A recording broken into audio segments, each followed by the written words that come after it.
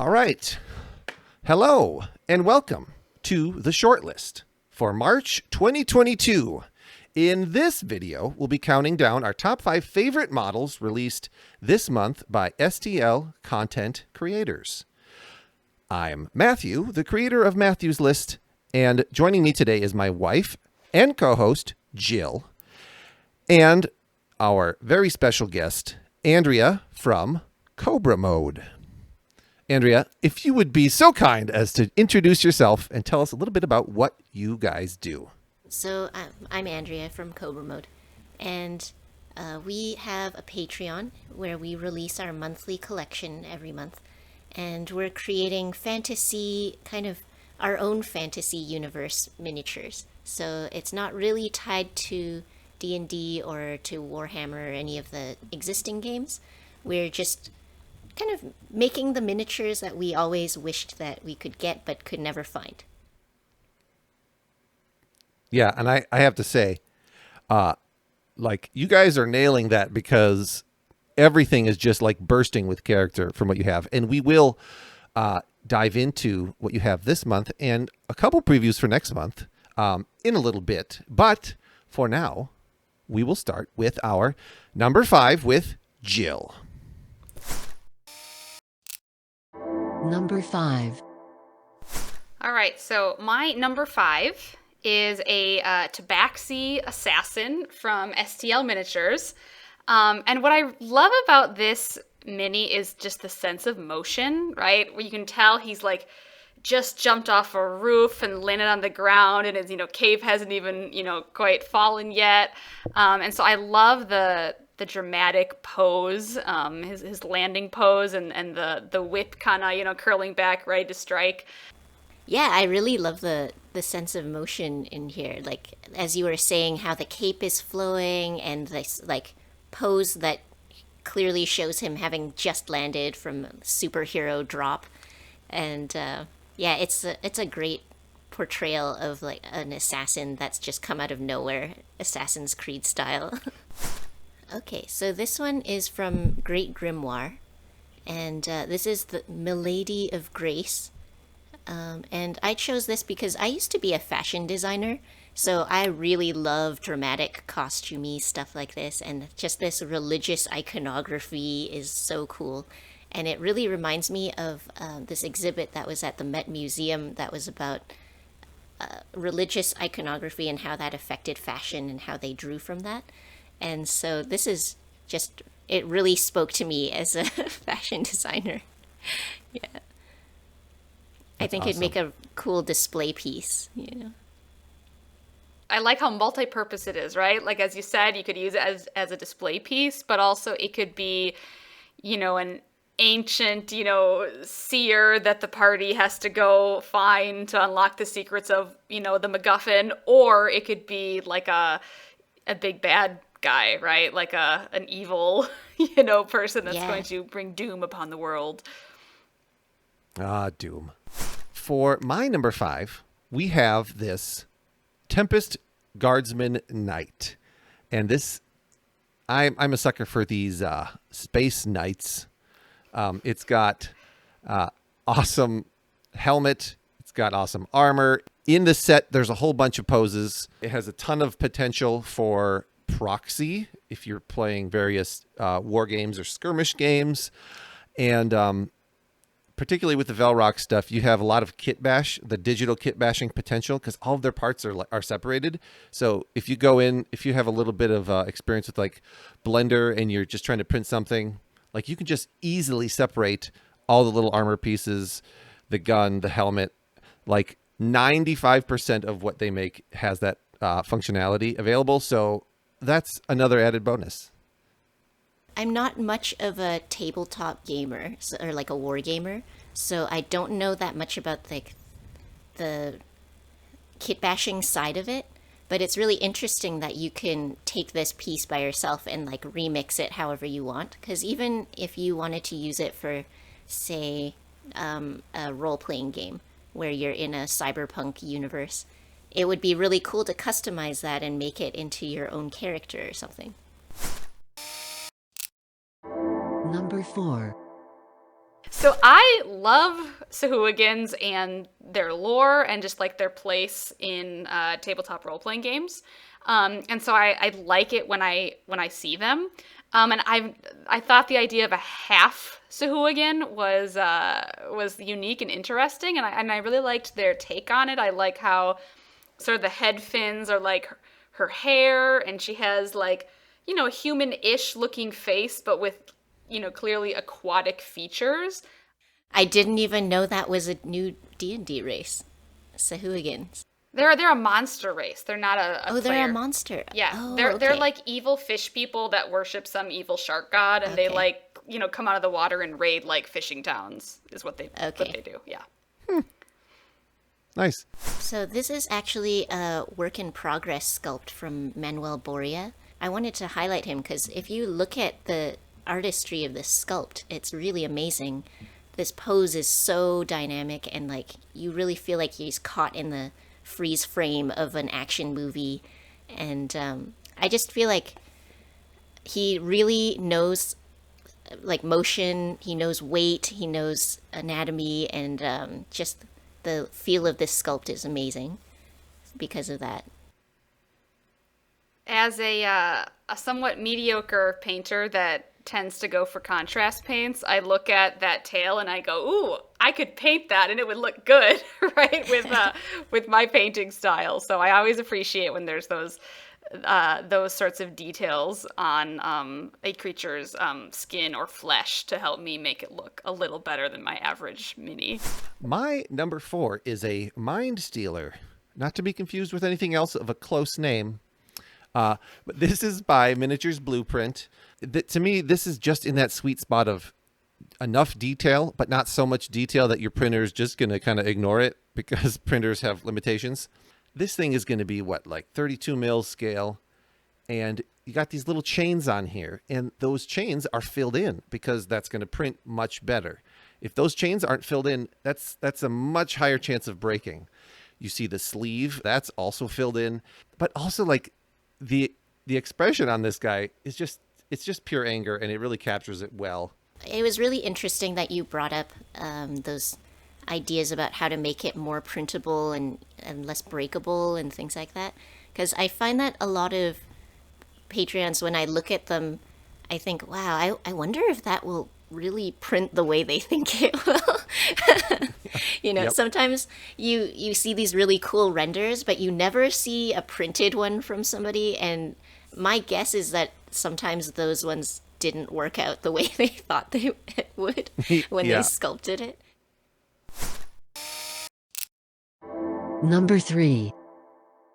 I really liked this mini, particularly her fish familiar. I just liked all the details. She has so many sort of just underwater aquatic touches everywhere, you know, on her clothing and on the base. I think of her as a villain, but I suppose she could be a heroic person as well.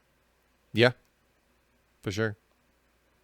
I like the seaweed dress. I mean, Jill already mentioned a lot of the cool things. I mean, there's coral like growing in the sword. Like they really incorporated the sea really well into this piece. So I'm also a fan. Yeah, so this is the Serpent Templar from TigerSkull. I think his stuff is really cool. And one of the things he does so well is armor. He's so good at armor. Like, I love this gosh, guy's yes. armor. Yeah, it's so cool. Like, even obviously he doesn't have a very human shape, but even though he's designed the body to be so lizardy, he's still made the armor feel really realistic and like it fits him and that he could move in it and fight in it. And I think that's such a unique skill, I feel like, because I'm not good at armor at all. Yeah, that it does. It looks really good. It looks completely believable. Like you see it and you're like, oh yeah, that's what a lizard snake man would wear into battle for sure. Because he even has tail armor on him. Yep. I had not seen this mini before, and I love him. Like, I just want to give him a hug. Like, he's just so cute. Like, he's like a little paladin snake person, and I love his helmet, too. Like, I think it's a really nice looking helmet, and I love that he's holding it. I like to see that, so I really like it a lot. So The way I would sum these guys up, the Xvarts, is if you turn the cute up to 90% and then you turn the ugly up to 100%, you have the Xvarts. It's just like cute and ugly just smashed together. So I've already printed and painted like 6 of these guys, and so I'm a fan. So what I love about these guys is they're so expressive. I love the giant details, the big old wrinkles, the big tummies. And one thing I only realized after printing and painting it is their eyes are huge, like because their heads are huge. So if you're painting them, you don't feel like you're doing surgery. Like it was really fun to paint the eyes on these guys. Yeah, these models are great, and I'm really glad I have them. Yeah, I'm a player in that campaign, and I look forward to killing them. Hey, you don't have to kill them. Just send them on their way. We haven't even had session 1 of this campaign, and you're already committing to be murder hobos. That's great. That's a great sign.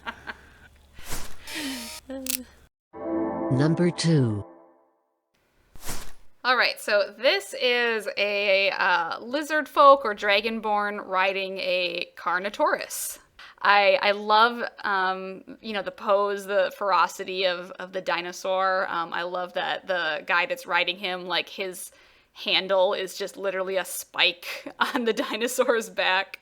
I just love all the textures, of the dinosaur. And I just thought, well, this is, just awesome. Yeah, this is really cool. I love the idea also of like a lizard person riding another lizard. It's kind of like, what if people were riding on like bigger people or something? It's called being a parent. It's a thing. Yeah, it's I love dinosaurs, so this is so cool, especially with all the spiky bits coming off of it and like the spit coming off the teeth. I hope that whoever sees this in their campaign appreciates how awesome this is when it's running at them and about to kill them. Yes. You hope they appreciate it as they reach for a blank character sheet. This is the Gonk Gnome Druid from Zandoria. And basically, Zandoria, I don't know if you've seen their work before. Oh, yeah. Yeah, Will is like the king of gnomes, basically. He's made every kind of gnome and is still going. And it's funny because he's made so many gnomes already, but every time you see one, it's new. So that's, I don't know, he's just like an unfathomable font of gnomes. So I really like this guy because he's now gone into gnome druids. And it's just so cool to see gnomes. Like usually you see them as, I don't know, like a garden gnome or something. They're really similar to a garden gnome, and people don't really stray that far from it. But he's gone in this like Brian Frood direction with them. I don't know if you know Brian Frood. No, but I'm nodding as if I do. Yeah. He did all the concept designs for Dark Crystal and Labyrinth. Oh, yeah. So, yeah, so if you think of like the aesthetic of Dark Crystal, this would totally fit in the world of Dark Crystal. And I just love that style. It's got this vintage, I don't know, dark fantasy feel to it. So the first thing I thought of is, it's a druid, and he clearly has a metal shield. And of course, druids can kind of bend that rule a little bit, but I'm like, that's a lot of metal. And then you see, it's a tree. It's like, oh, this gnome is like, no, it's a tree, so it's wood. I don't have metal. He's like being technical about it. So it's like, this gnome is sassy and has a tougher shield than he would otherwise. Yeah, he's rules lawyery. Yes. For sure. This is a ninja striker. From Puppetswar. I really love how it takes kind of the ninja vibe and puts it in with the space soldier. These guys have great, deep details, a great proxy potential, again, great digital kit bashing potential. And I really like the tabard because they've had some other versions without the tabard, and those look awesome. But this adds another little spot where you can add, your accent color or your primary color on your color scheme. And it's kind of fun to add those cloth soft details, because the whole mini, there's not softness to it. It's all like the whole thing is a mech, so you don't get that chance to add something more organic to it to balance out the shapes. So it's fun to add stuff like the tabard. I think that really helps with the design. So before we get into our number one picks, we're going to take a moment and look at what Cobramode is doing this month and beyond. So this month it's so this is March, and because it's our anniversary, we wanted to go back to one of our most popular first characters, which was the little salamander ninjas, the Hanzaki. So we wanted to make a collection sort of surrounding them, and we made this new territory of smoke, we call it. So this Ryujin is their boss, the axolotl dragon, and he rules a whole bunch of these ninja salamanders, and they're all his minions that he sends out to do his bidding. Yeah, and then to go along with it, we made this little tea shop. So if you want your little guys to have an adventure somewhere, maybe some place that they'll accidentally blow up with their bombs, then you have this tea shop that you can also assemble. And it has a playable interior if you take off the roof. We've also got 32 bases, so there's 16 of each square and circular bases, and then some scatter pieces so you can decorate things. And have tea, because you have to have tea. Yes. Yeah, with the tea house. Next month we're going to have our Bundabura pirates. And the Bundabura are platypus people. They came from across the sea from a kind of Australia-esque place. This particular figure has really funny lore because the octopus has her own story. So the platypus I wrote about, I said she was kind of shy and like fell into the crew of this pirate ship kind of by accident. And she's not really that useful to them, so they paired her up with this octopus that they found one time when they were raiding a ship. And the octopus had actually defeated the captain already and taken his hat and sword. And when they finally boarded this ship, so they're like, "Well, she's part of our crew now." And so they teamed her. They teamed her up with the gentle platypus so that they could balance each other's strengths and weaknesses. That's awesome. I love how just murderous that octopus looks, sword and hat. Like, I love it. It's really awesome. Yeah, like she's hard drinking. She's got the booze and the sword and everything. So watch out. Number 1. When I just saw this, I went like, wow, that is really creepy, right? I think the thing that really is my favorite is the little person that's like on top, like holding on the stagecoach, just like going for a ride. And my headcanon is he's just like, wee, he's just like super excited to be headed towards, the village to slay all the peasants. Yeah, this is really fun. Like, if you look at the front, the guys in the front, their jaws are really wide open and they have very sharp teeth. And it looks like they could just bite your face off in one bite. That's pretty cool. Yeah. I wouldn't want to meet this carriage, but it's also really cool. Yes, it is. This is the Owl Milkman by EpicsNStuffs. And I just think this little milkman is so funny. He's so cute. Like, this chubby little milkman is running out of a building with his pants in his hands, and he was obviously caught philandering. But I just love that this whole mini has encapsulated an entire story just by itself. Like, you can tell exactly what happened just by looking at this one snapshot of this chubby owl, like, running away with his pants in his hands. Yeah, it did take me a couple tries looking at this, but from like, oh wait, those are pants in his hand. Oh, I know what's happening here. It's the milkman. Yeah. It's someone's dad. I am in love with everything in this model.